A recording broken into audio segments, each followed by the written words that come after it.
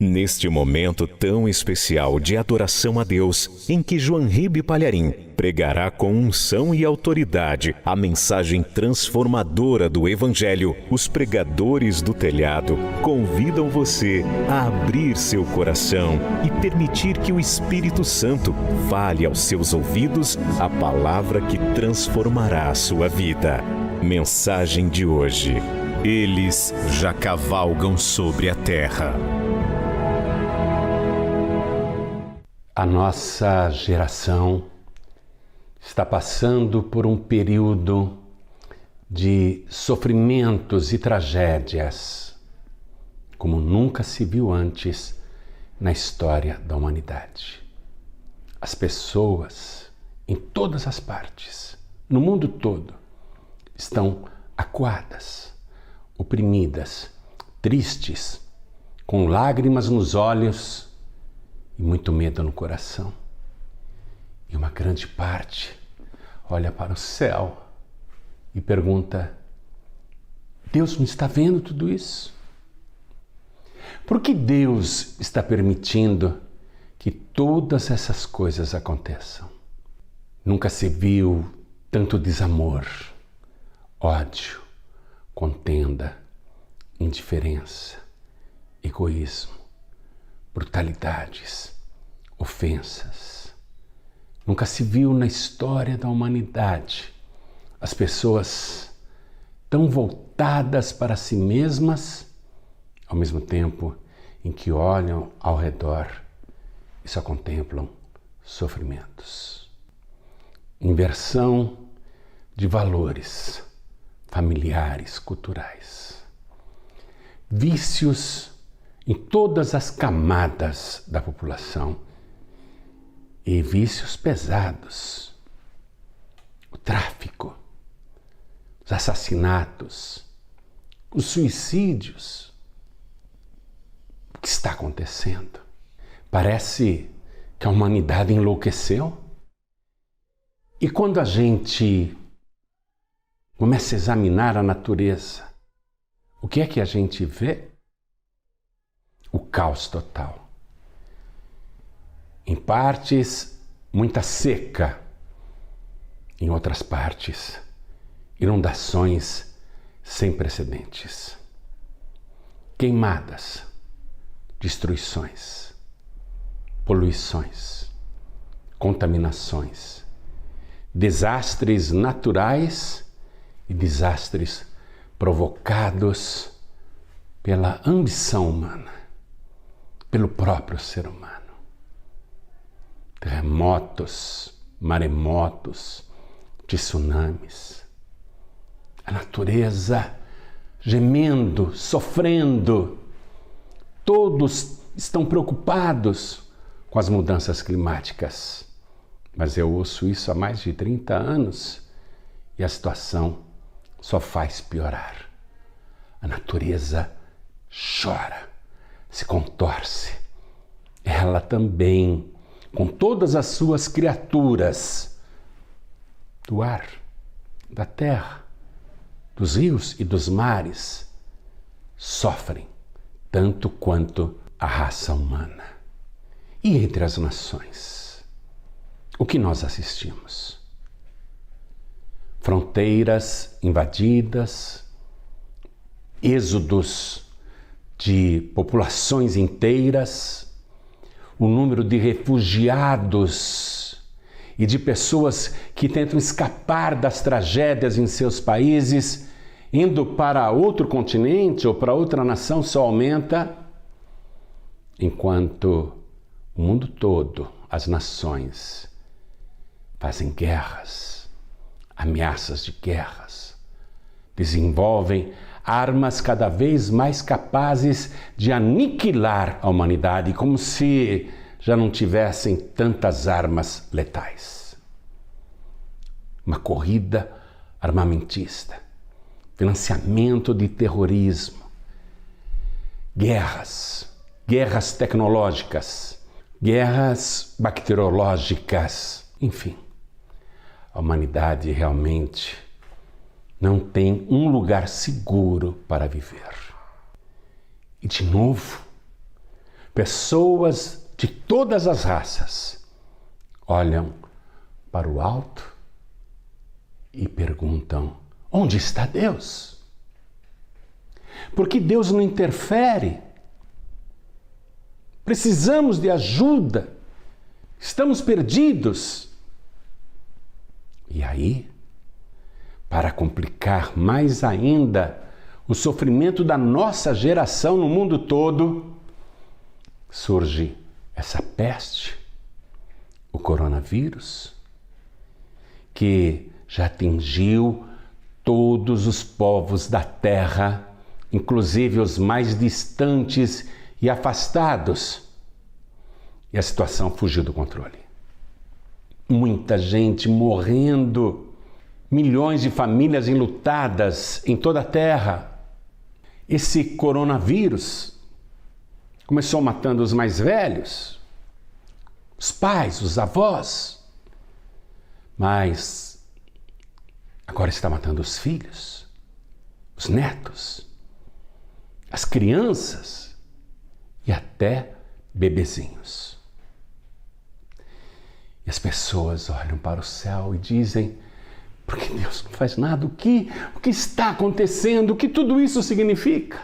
E a agravante é que a humanidade, tentando se prevenir desse vírus, começa a sofrer o desemprego, o fechamento de todos os negócios, falências recordes, encolhimento da economia das nações, desemprego multiplicado e com a falta de alimento, fome, muita fome, aumento no custo dos combustíveis, da gasolina, do petróleo, o que provoca inflação e mais carestia e mais sofrimento.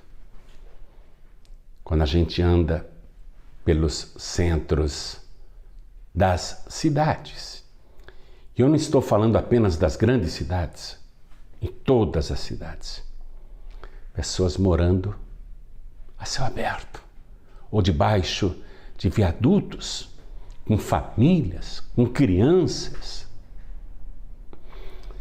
Coronavírus provocando a falência do sistema hospitalar do mundo inteiro. No nosso país também. Não há mais condição. A humanidade perplexa vê tudo isso acontecer. Não sabe o que fazer. Estamos vivendo, sem dúvida nenhuma, um tempo muito difícil. E pessoas que não creem em Deus aproveitam essa situação mundial para dizer: Deus não existe, tá vendo? Se Deus existe, por que Ele não faz nada? E sabe de outra coisa?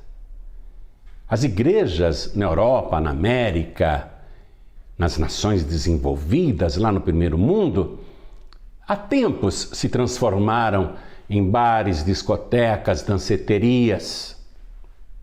Mas agora, por causa dessa pandemia, nem cultos mais estão sendo permitidos. Reuniões para adoração a Deus. E Jesus disse: onde estiverem 2 ou 3 reunidos em meu nome, aí estou eu presente no meio deles. A pregação do Evangelho, que é altamente perseguida e sempre foi, desde a época de Cristo, aliás, ele foi o primeiro a ser perseguido, essa perseguição ao Evangelho encontrou na pandemia o pretexto para fechar as igrejas. Para que as pessoas não tenham mais esse alento espiritual, essa comunhão com Deus. Estamos aqui, usando rádios, televisões, redes sociais e pregando o Evangelho. Mas em muitas nações, e eu não digo só dos países da cortina de ferro, em muitas nações, e eu não falo só do islamismo, não se pode mais falar de Cristo. Veja que ponto a humanidade chegou. A Páscoa se aproxima e deveria ser a data mundial para a humanidade festejar que Jesus é a nossa Páscoa, que Ele morreu pelos nossos pecados na Páscoa, o que é que a gente vê? Coelhinho da Páscoa.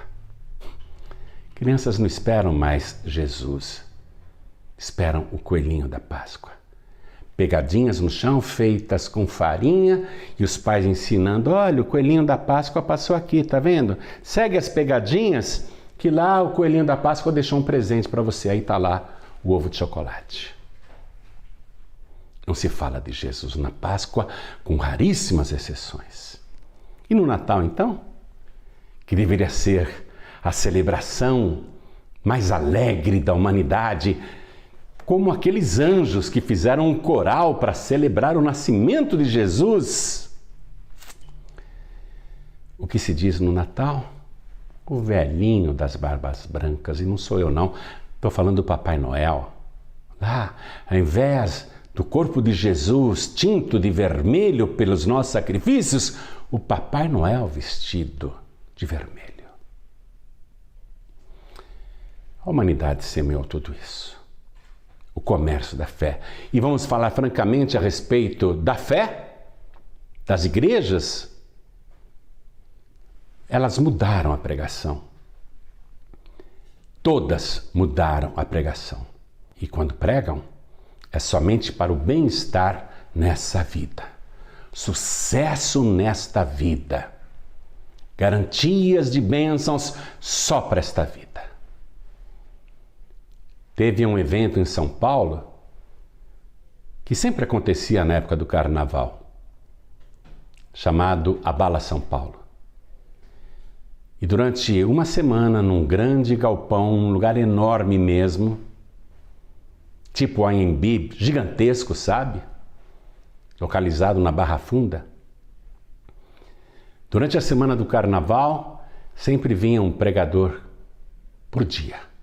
Um pregador importante para aquela multidão que estava esperando a palavra de Deus.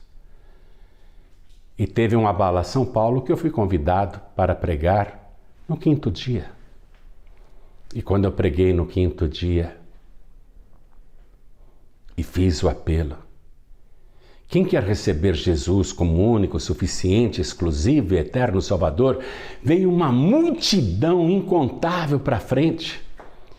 Os organizadores do Abala São Paulo choravam de alegria, me abraçavam e diziam, pastor, olha que maravilha, olha quanta gente vindo.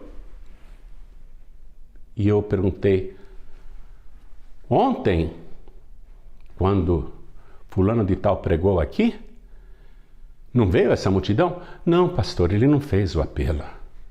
E antes de ontem, quando tal pregador me antecedeu aqui, não vieram pessoas entregar a vida para Jesus? Não, pastor, ele não fez o apelo.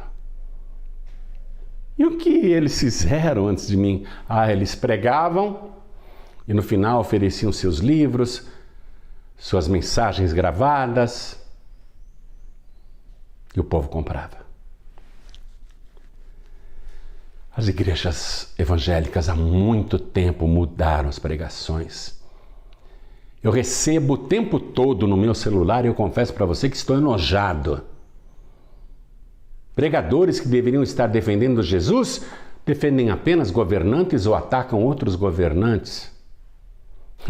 Se esses pregadores falassem de Jesus com a mesma assiduidade com que fazem nas redes sociais, no WhatsApp, no Instagram, no Facebook, no YouTube, se falassem de Jesus tanto assim, que maravilha que seria a pregação do Evangelho no nosso país.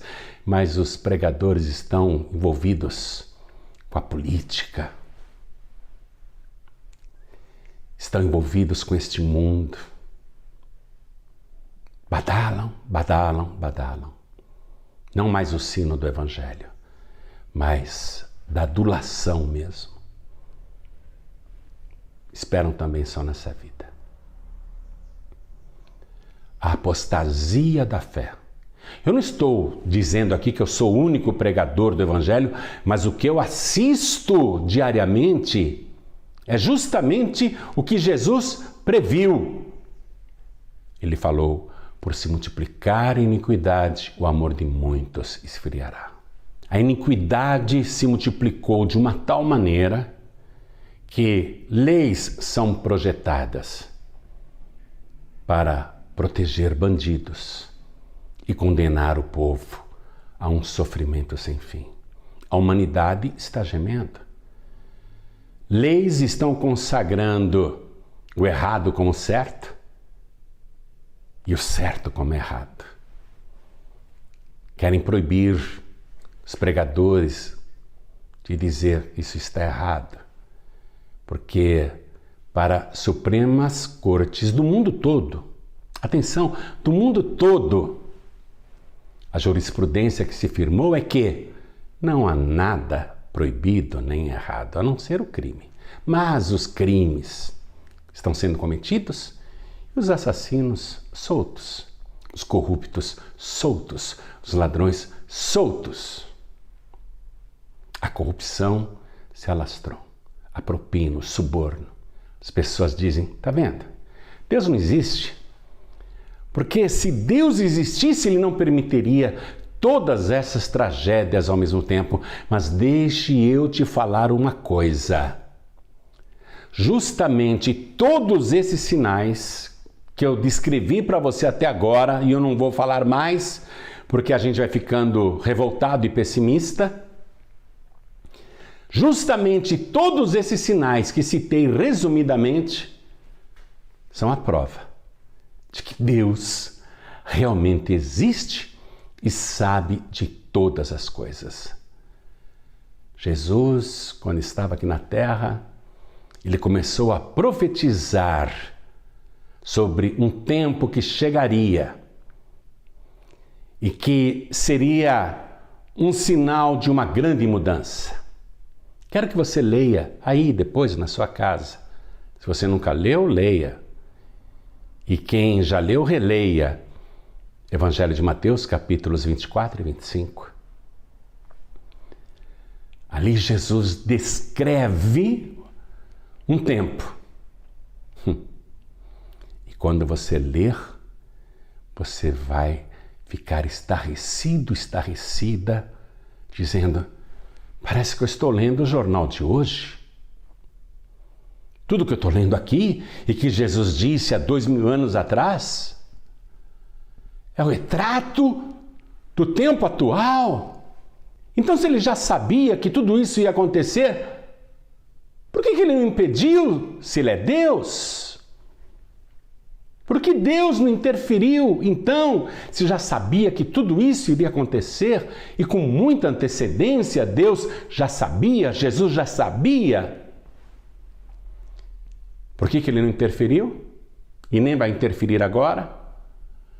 Porque ele disse, é necessário, atenção, é necessário que tudo isso aconteça, mas ainda não é o fim. Às vezes, sabe, quando eu começo a pregar, e pregar a verdade, eu tenho a impressão que eu estou trabalhando contra as profecias de Jesus. Porque pregar a verdade numa época de mentiras e ilusões é tentar impedir aquilo que Jesus previu. É necessário que tudo isso aconteça.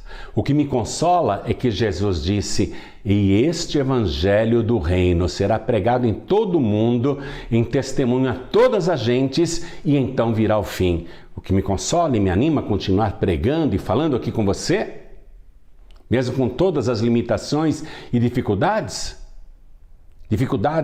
de toda ordem, de todo tipo, o que me anima a continuar é que a pregação do Evangelho é o último sinal antes do fim.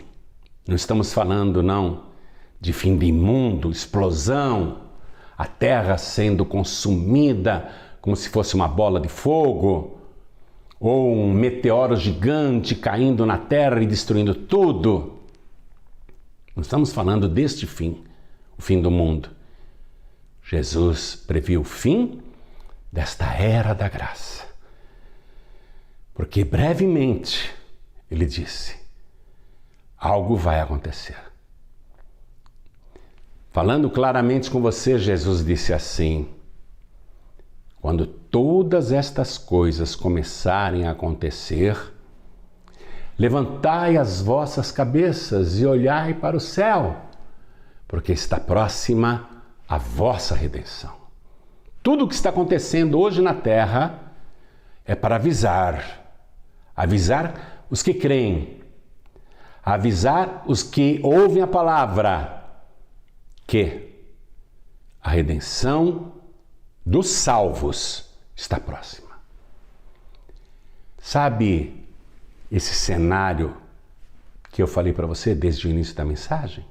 Que é o retrato do nosso tempo e que foi previsto por Jesus há 2000 anos atrás? Isso chama-se pré-tribulação. Deixe-me dizer uma coisa para você. Os 4 cavaleiros do Apocalipse já estão cavalgando na terra, mas só passeando. O poder de destruição destes 4 cavaleiros é tão grande, o poder de cegar os entendimentos é tão devastador, que eles nem estão agindo ainda, apenas cavalgam sobre o nosso planeta. Os 4 cavaleiros do Apocalipse estão cavalgando pelo mundo. Eu vou ler para você agora o livro de Apocalipse, capítulo 6, a partir do versículo 1, que é a revelação desta situação. E havendo o cordeiro com letra maiúscula, e você sabe que esse cordeiro é Jesus, é uma linguagem figurada para falar de Jesus, o cordeiro de Deus que tira o pecado do mundo. E havendo o cordeiro aberto, um dos selos, olhei e ouvi um dos 4 animais que dizia, como em voz de trovão: vem e vê. E olhei, e eis um cavalo branco, e o que estava assentado sobre ele tinha um arco, e foi-lhe dada uma coroa, e saiu vitorioso e para vencer. E havendo aberto o 2º selo, ouvi o 2º animal dizendo: vem e vê. E saiu outro cavalo vermelho, e ao que estava sentado sobre ele foi dado que tirasse a paz da terra, e que se matassem uns aos outros, e foi-lhe dado uma grande espada. E havendo aberto o 3º selo, ouvi o 3º animal dizendo: vem e vê. E olhei, e eis um cavalo preto, e o que sobre ele estava sentado tinha uma balança na mão. E ouvi uma voz no meio dos 4 animais que dizia: uma medida de trigo por 1 dinheiro, e 3 medidas de cevada por 1 dinheiro, e não danifiqueis o azeite e o vinho. E havendo aberto o 4º selo, ouvi a voz do 4º animal que dizia: vem e vê. E olhei, e eis um cavalo amarelo, e o que estava sentado sobre ele tinha por nome Morte, e o inferno o seguia. E foi-lhe dado o poder para matar a 4ª parte da terra com espada, e com fome, e com peste, e com as feras da terra. Os 4 cavaleiros do Apocalipse.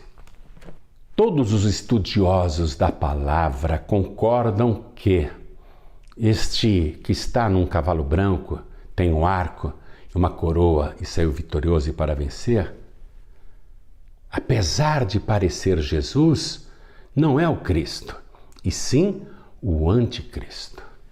O Anticristo está cavalgando sobre a terra, é um dos cavaleiros. Ele já está vencendo, porque a fé foi desvirtuada. E ele gosta de imitar o Cristo, quer montar num cavalo branco, quer parecer o rei. Mas ele já cegou os entendimentos. A apostasia é geral. Ele está vencendo, a apostasia está vencendo. A falsa fé está vencendo. O 2º cavaleiro está montado num animal tinto na cor vermelha, banhado de sangue. E o cavaleiro tem uma espada na mão.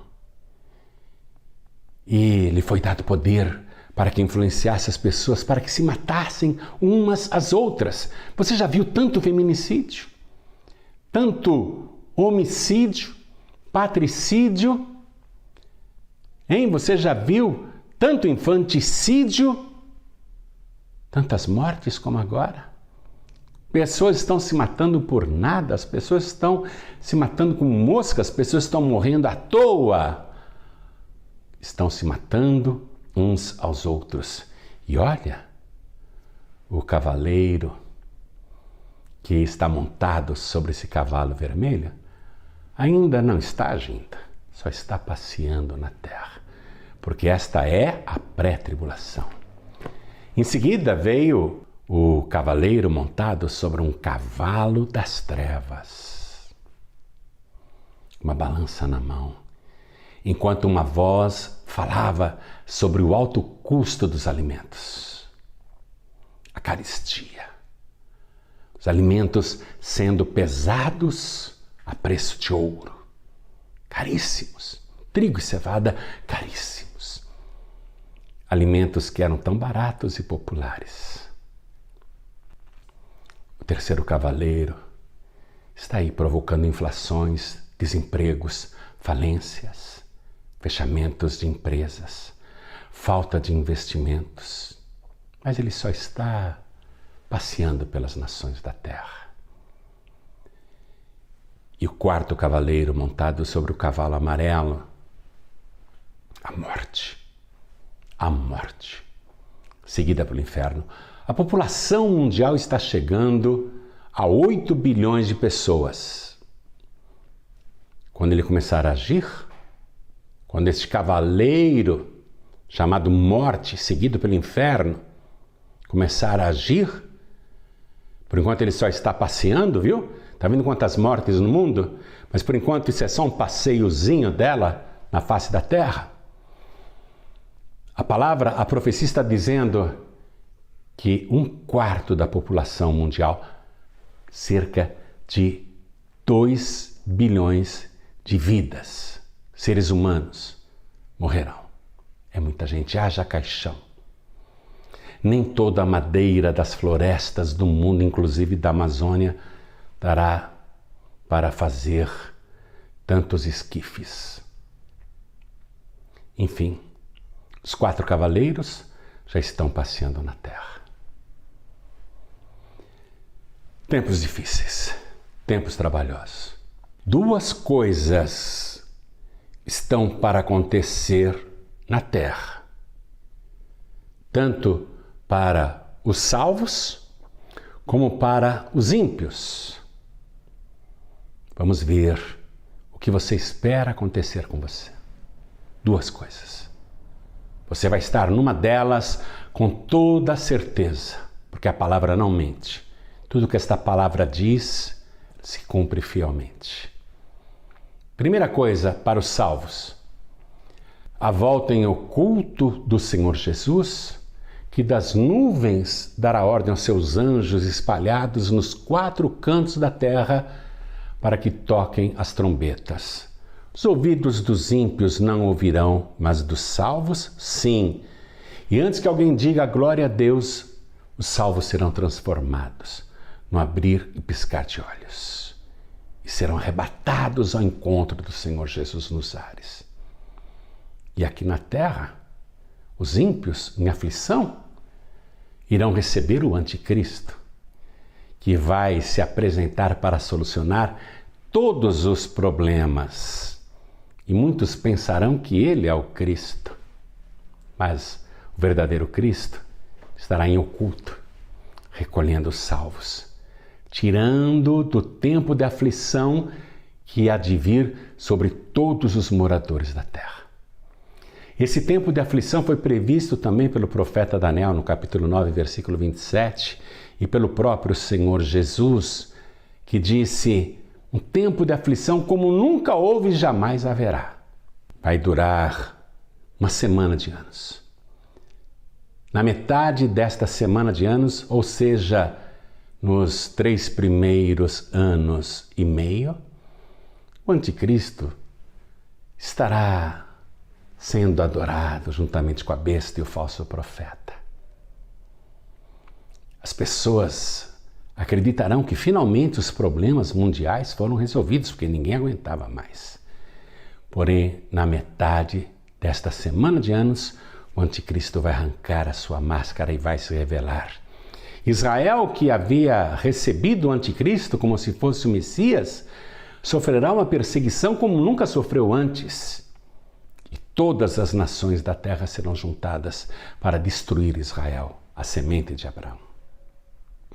Porque eles ficaram para a grande tribulação. Jesus disse: eu vim e vocês não me receberam, mas outro virá em seu próprio nome e a este vocês receberão. Jesus estava profetizando sobre o anticristo. Israel receberá como se fosse o Messias. E aí a destruição virá. Aí vai começar a grande tribulação, como nunca se viu antes. Enquanto isso, os salvos estarão lá na glória, nas bodas do Cordeiro, celebrando a boa escolha que fizeram. Estas duas coisas estão para acontecer e eu quero ler aqui para você na primeira carta aos Tessalonicenses, capítulo 4, versículo 15. Diz assim: dizemos-vos, pois, isto pela palavra do Senhor, não é minha não, tá? Que nós, os que ficarmos vivos para a vinda do Senhor, não precederemos os que dormem. Porque o mesmo Senhor descerá do céu com alarido e com voz de arcanjo e com a trombeta de Deus. E os que morreram em Cristo ressuscitarão primeiro, depois nós, os que ficarmos vivos, seremos arrebatados juntamente com Ele nas nuvens, a encontrar o Senhor nos ares, e assim estaremos para sempre com o Senhor. Enquanto a gente fica lá em cima na glória, com o Senhor aqui na terra, a grande tribulação está para acontecer. No Evangelho de Mateus, capítulo 24, versículo 21, Jesus disse: e haverá então uma tribulação tão grande, como nunca houve desde o princípio do mundo até agora, nem jamais haverá. Jesus deu um conselho. Posso ler para você? Eu vou ler, está aqui no Evangelho de Lucas, capítulo 21, versículo 34. Deixe-me ler agora. Preste atenção. Olhai por vós mesmos. Não aconteça que os vossos corações se carreguem de glutonaria, de embriaguez e dos cuidados da vida. E aquele dia com letra maiúscula, vos sobrevenha de improviso como um laço, porque há de vir sobre todos os que habitam na face da terra. Atenção, há de vir sobre todos os que habitam na face da terra. Vigiai, pois, em todo o tempo, orando, para que possais escapar de todas estas coisas que hão de acontecer e estar em pé na presença do Filho do Homem. Veja, vigiai, pois, em todo o tempo, orando, para que possais escapar de todas essas coisas que hão de acontecer. Vigiar, orar. Essa pregação que você está ouvindo, totalmente fora de moda, totalmente inapropriada. Você, com certeza, está dizendo: poxa, eu queria ouvir uma palavra de ânimo, de alegria, de prosperidade. Então procura essas igrejas aí que só pregam isso. E fique para a grande tribulação. Continue nessa ilusão e fique para a grande tribulação.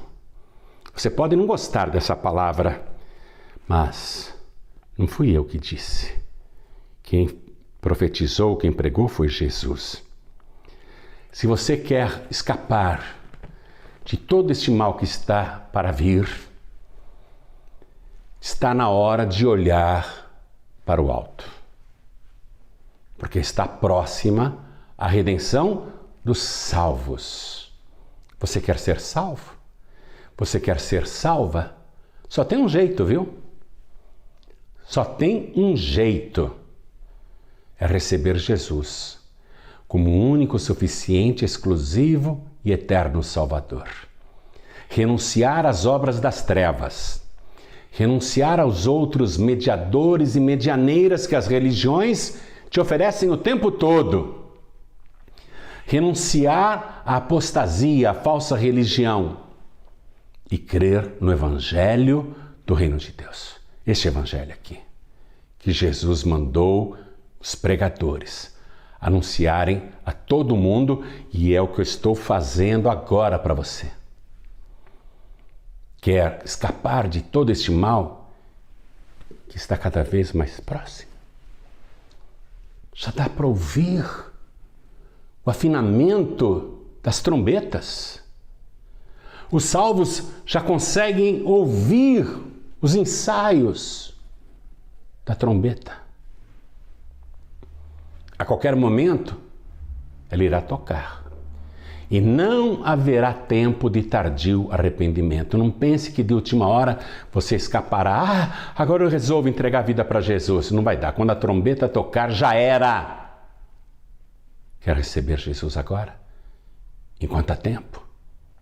Quer ser salvo? Quer ser salva? Diga, sim, eu quero.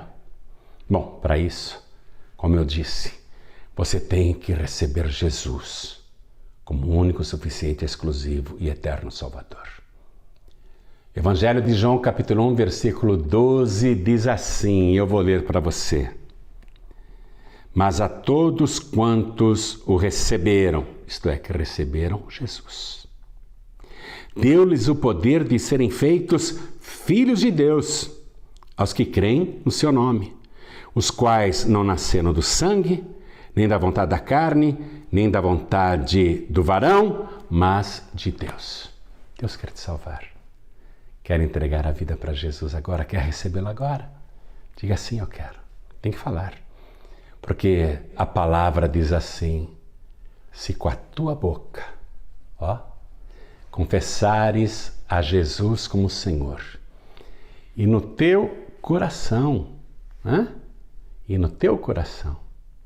creres que Deus o ressuscitou dos mortos, serás salvo. Tem que abrir a boca e falar sim. Diga sim. Eu quero receber Jesus agora como meu único, suficiente, exclusivo e eterno Salvador. E você, filho pródigo, você, filha pródiga, que vacilada é esta, hein? Tudo que eu preguei aqui você já sabe, você já conhece. E como é que você está no mundo desse jeito? Como é que você está fora da casa do Pai nesta hora? Como é que você está longe da presença de Deus? Como é que você foi se envolver de novo com as coisas deste mundo que não tem futuro? Filho pródigo, ouça este aviso amoroso que o Espírito Santo está fazendo agora, diretamente para você. Volte, filho pródigo. Volte, filha pródiga. Volte, porque o Pai está de braços abertos, esperando por você, e Ele vai restaurar sua vida agora. Ele vai te purificar com o sangue de Jesus. Se você tomou a decisão de receber Jesus agora ou de voltar para Jesus, é possível para você se ajoelhar aí, ao lado do seu televisor, se você estiver assistindo pela TV, ou ao lado do teu computador, se você estiver assistindo pela internet, ou ao lado do teu rádio, se você está ouvindo aí no seu aparelho, ou no aplicativo da Feliz FM que você baixou no celular. É possível para você se ajoelhar agora? Se for possível, ajoelhe-se. Por que é melhor se ajoelhar agora? Porque a profecia diz que diante dele todo joelho um dia se dobrará. Bem-aventurados os que se ajoelham agora. Se você está impossibilitada de se ajoelhar, porque está em trânsito, ou porque está dirigindo, ou porque está num leito de hospital, ou porque não tem a menor condição agora de se mover, mas quer entregar a vida para Jesus, quer voltar para Jesus, não dá para ajoelhar? Mande um sinal para o céu, coloque a mão direita assim sobre o teu coração. Coloquem todos a mão direita sobre o coração. E orem assim comigo. Orem comigo. Feche os olhos. Ore assim comigo, meu Deus e meu Pai. Não tenha vergonha, não. Repita as palavras. É com a boca que a gente confessa. Diga, meu Deus e meu Pai. Eu ouvi a Tua palavra. Os tempos são tenebrosos, são difíceis. Mas eu creio que tudo isso está para acontecer. E eu vim correndo me entregar ao Senhor e declarar com a minha boca e com fé no meu coração que recebo agora o Senhor Jesus como meu único, suficiente, exclusivo e eterno Salvador. Pai querido, junto com o perdão dos meus pecados, escreve agora o meu nome no livro da vida do Cordeiro. E não permita que o meu nome seja riscado do teu santo livro. Me ajuda, Senhor, a perseverar até o fim, porque o Senhor Jesus disse: quem perseverar até o fim será salvo. Me ajuda, Senhor, a ficar de pé na tua presença. Eu quero vigiar e orar o tempo todo, para que aquele dia que há de vir não me pegue de surpresa e eu esteja de pé na tua presença. Me ajuda, Senhor, a ficar firme na tua presença.